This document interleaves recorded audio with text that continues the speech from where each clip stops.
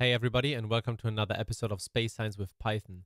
Today we are in our second episode of our NEO simulation run. So as a small recap, what did we do last time? So last time in script number 10, we created a small script to compute the number of NEOs that could be detected by a telescope setting. So we set something like the limiting magnitude. We also said, okay, let's only focus on the opposition effect, so the 180 degrees from the sun, and let's only consider a small circle around this area where we are observing. Of course, there are other regions of interest as well. Some people wrote to me, but I just wanted to keep it as simple as possible.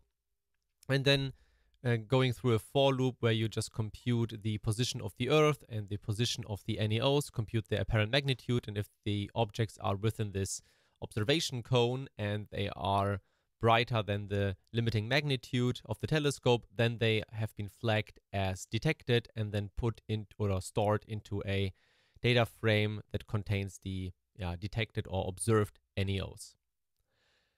I did some changes in the script though, so if you want to take the most recent one, everything is number 11. So here the NEO detection run, and these are the very first cells that compute the number of detected NEOs. And I also added something new. And I see there's a small change here. And there's also the number of undetected NEOs are also stored. So both things have been stored into two separate Parquet files. And I already conducted a run. I set the limiting magnitude to, I think, 22. So 22 magnitudes, everything brighter than 22 magnitudes is classified or flagged as observed. And I did this for a range of 5 years and only one observation per night, every 24 hours. And also within a range of 15 degrees around the opposition area. So these are the results, and they are stored also in here in results data simulation. And there you see two Parquet files, the one with the detected one, the other one with the undetected NEOs. So feel free to work with these data, but this is actually the scope of today's session, to take a look at the simulation results. Now, before we start, I know here I'll set the line here at 100 columns or 100 characters, and some wrote already, this is way too long, and I know this is maybe a little bit ugly. I could do this way easier, of course, with glob or with searching files or so, but I just wanted to have it in a human readable format, so I would kindly ask to apologize for these extensive length of the lines, but I think this is quite okay still. Now I would suggest that we are doing our analysis, and you can ignore the first parts here, because again, I already conducted these simulations, and you can simply start it by executing the cells here. So cell number 1 corresponds to the first cell of the second chapter of this notebook, where we are importing our data frames, and then we read in our Parquet files.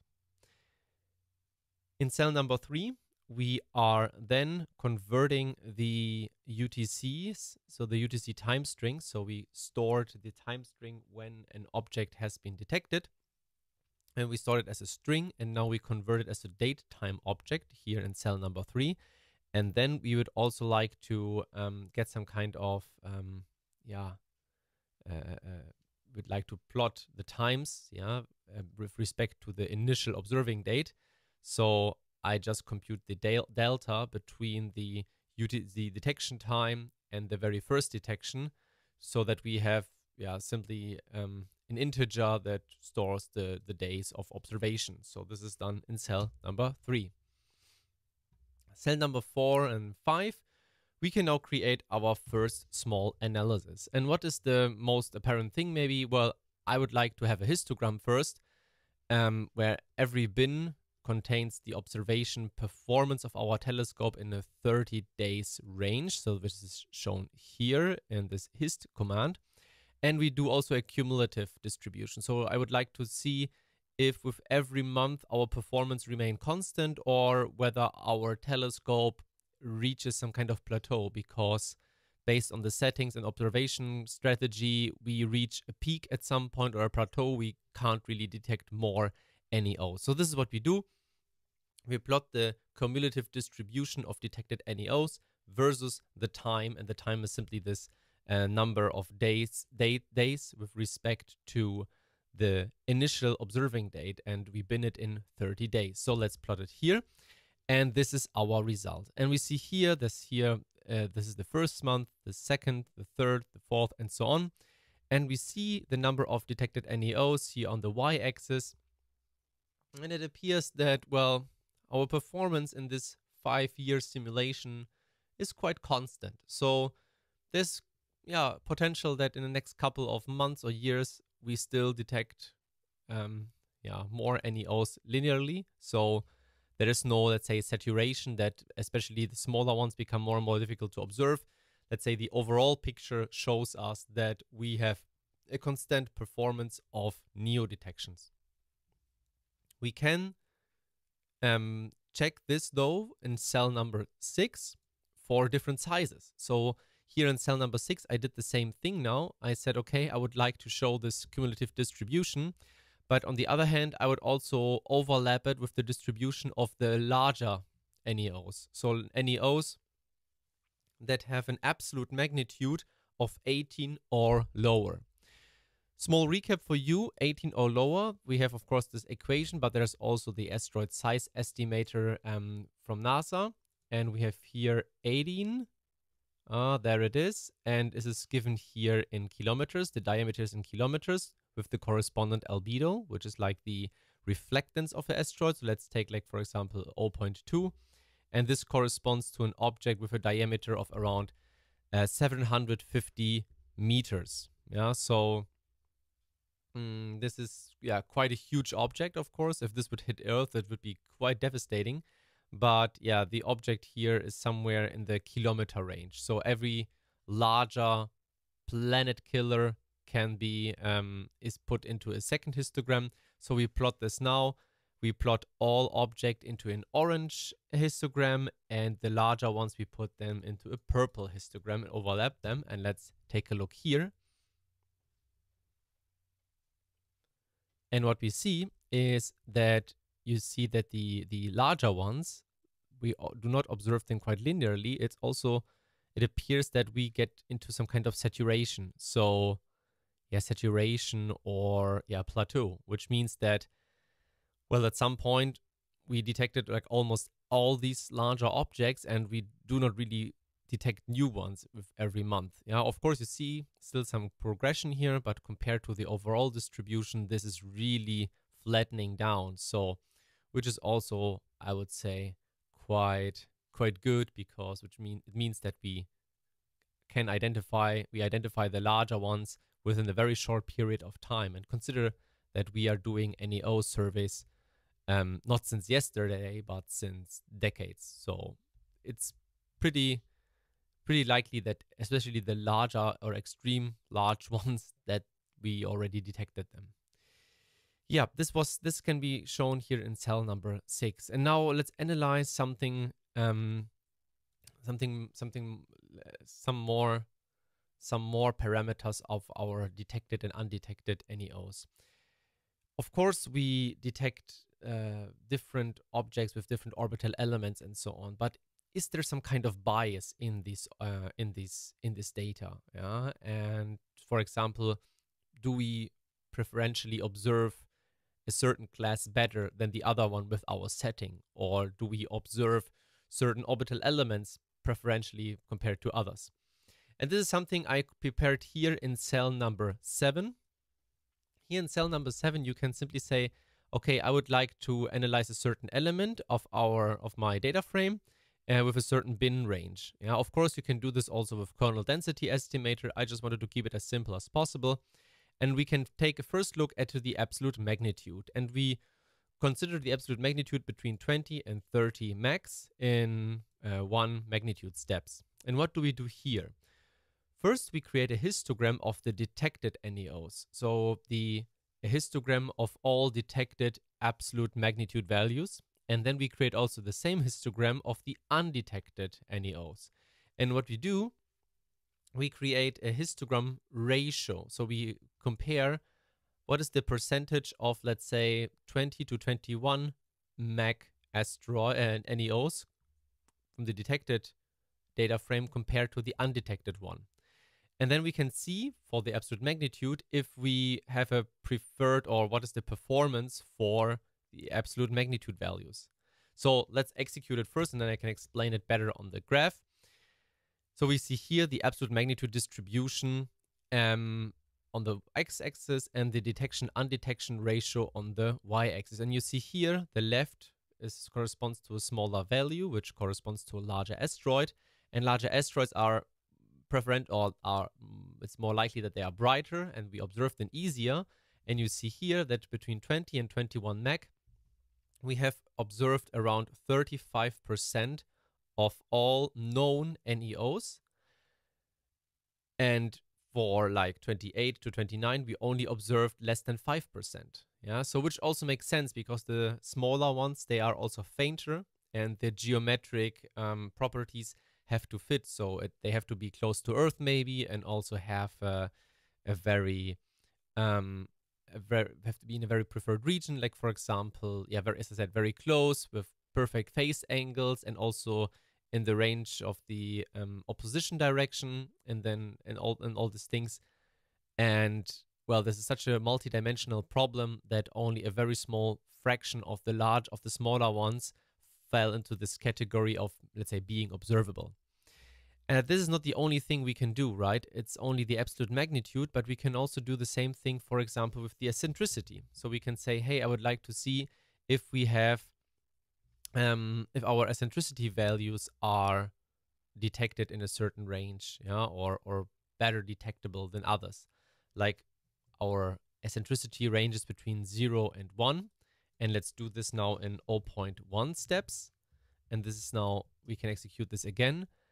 And then you see it's, yeah, almost constant. Yeah, but for example, the very eccentric one, we observe a little bit more than, let's say, the baseline. But you have to be very careful because now we see the ratio, but we don't see the absolute numbers. Maybe in this bin, we have only like 50 NEOs or so. Then it's not really maybe statistically, yeah, relevant or so.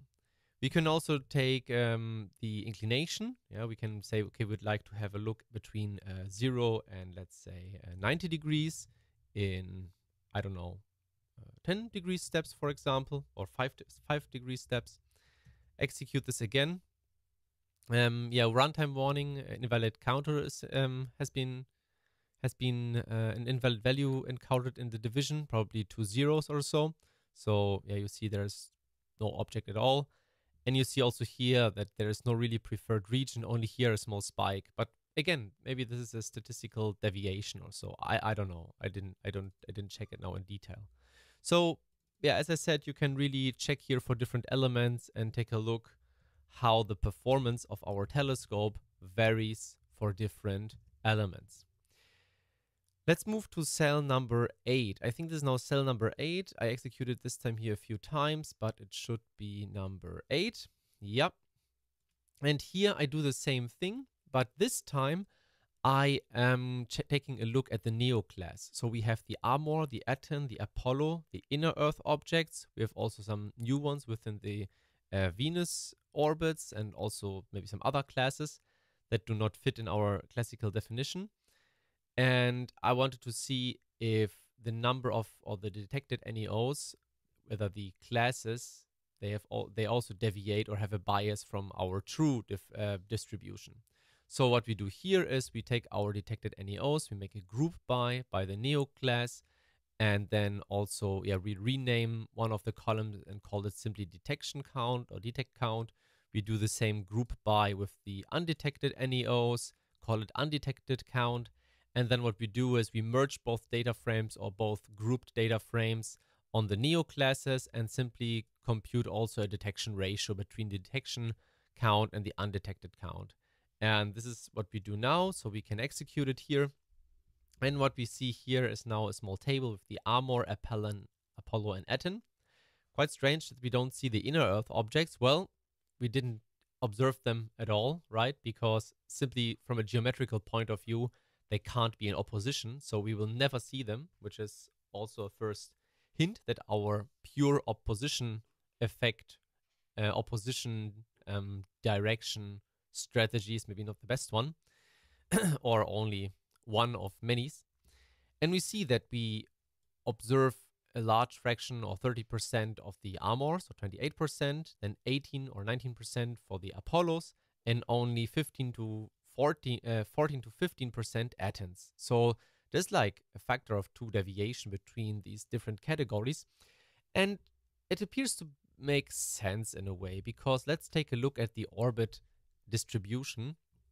We see here the Amors, they are never crossing the Earth, so they are always outside the Earth's orbit. And if they are large enough, then even if they are far away, we can still see them. They don't have to be here in the perihelion to be observable. It can also be here or there if they are big enough. And if we are with Earth in some kind of sufficient geometric position, like the object could be here and we are here, and it's still in opposition.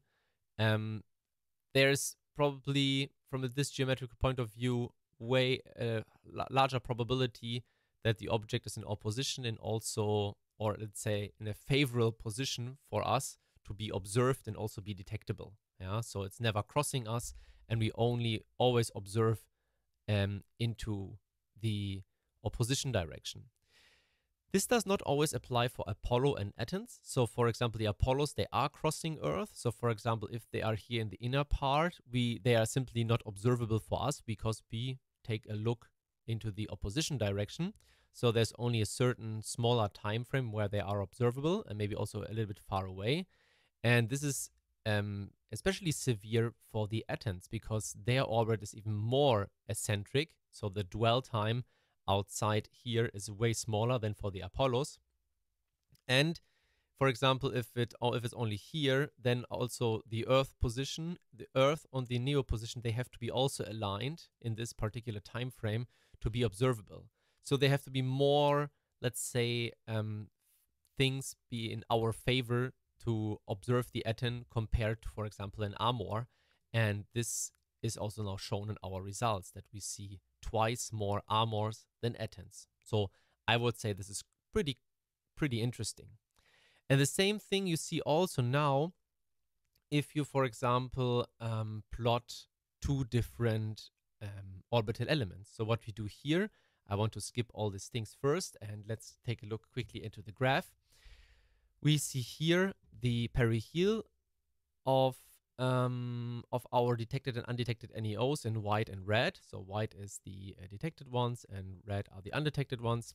Larger, they are also scaled accordingly, but I think they are inverse scaled. So let me just take a look. Yeah, I think they are inverse scaled.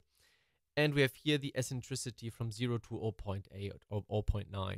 And we see that there are certain regions that are we didn't detect anything at all. Maybe it's geometrically not possible. It's up to you to find these things out. And we see also here that we see a lot of objects that have the perihel at 1 AU. So coming very close to Earth and also in a geometrical favorable position for us. Now, if you see, for example, objects that are have a perihel at 1.1, we didn't detect that many, but they are still out there. So we have maybe to improve our telescope settings, or maybe also the region where we have to observe things. And if you take a look at objects that have a smaller perihel and are very eccentric, well, there are also some of them, or a lot, but we didn't detect many of them, only a few scattered around. And yeah, you can make a more sophisticated analysis with this, also with kernel density estimators, and create some more statistical, derive some statistical parameters. It's up to you to get into detail. You can really write a paper about this detection bias and go really into detail and answer more data scientific questions. I just wanted to use some plots to really emphasize that even simple histograms can help us understand our detection method flaws of our telescope. But at the end of the day, we are maybe comparing a bias with a bias, because we are comparing or using the known NEO distribution. In our next video, we will take a look at a simulated NEO population by a paper from, I have to scroll up, from Granvik, Morbidelli, and so et al. Yeah, they created a model in 2018 in a paper called De-biased orbit and absolute magnitude distributions for near-Earth objects, and they created a model for absolute magnitudes between 17 and 25. Just a quick check. 25 means, yeah, so something like between 25 to 60 meters, so quite large and quite interesting. Because a 60-meter object that hits Earth is like a smaller Tunguska event, so quite severe. And they created a model, and you can also download the model, and we will use this model to see and compare our bias with a hopefully unbiased model.